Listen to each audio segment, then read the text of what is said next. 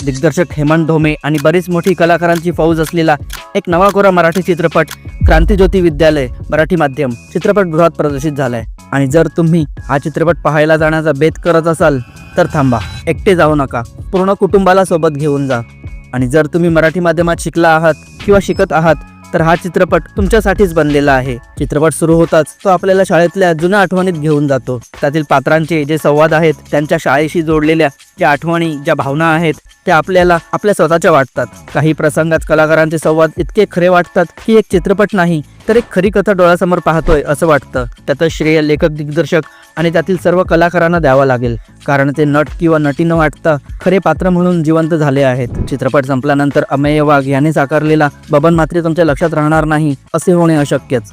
प्राजक्ता कोळीचं हे मराठीतील पदार्पण, हिंदी चित्रपटात छोट्या भूमिका करून ती आपली प्रतिभा वाया घालवत असताना तिच्या प्रतिभेला न्याय दिला तर शेवटी एका मराठी चित्रपटानेच। सगळ्याच कलाकारांचं काम उत्तम आहे, चित्रपटातील सर्व तांत्रिक बाजू चांगल्या आहेत। हे मात्र नक्की आहे की तुमचा पैसा मात्र वाया जाणार नाही हा चित्रपट बघितल्यावर। हा तो थोडा मोठा आहे पण कंटाळा मात्र कुठेच येत नाही। चित्रपटाची कथा मी सांगणार नाही, कारण जर तुम्ही याची जाहिरात यूट्यूबवर बघितली तर तुम्हाला कथेची पूर्ण कल्पना येईल। चित्रपटाचा शेवटाचा अंदाज लावता येण्याजोगा असला तरी तो आपल्याला शेवटपर्यंत बांधून ठेवतो। आणि ते शेवटी मराठी शाळांसाठी प्राध्यापक शिर्के यांनी केलेलं भाष्य प्रेक्षक अगदी मनपूर्वक ऐकतो, कारण तुम्ही मराठी माध्यमात शिकलेला असला किंवा इंग्रजी माध्यमात, त्या गोष्टी मनाला चटका तर लावतातच।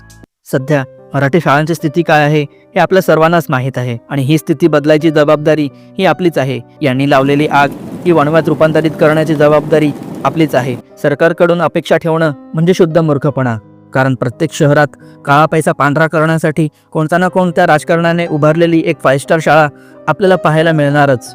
राहिला प्रश्न चित्रपटातील कमकुवत बाजूंचा, तर त्याबद्दल मला बोलायचं नाही, कारण एखाद्याचा उद्देश चांगला असला ना की त्याच्या कमकुवत बाजू, त्याच्या चुका ह्या माफ कराव्या असं निदान मला तरी वाटतं। बाकी निर्णय तुमचा आहे। या चित्रपटाला समर्थन करून क्रांतिज्योतीची ही मशाल पुढे न्यायची की ती विझवायची, मग काय करणार?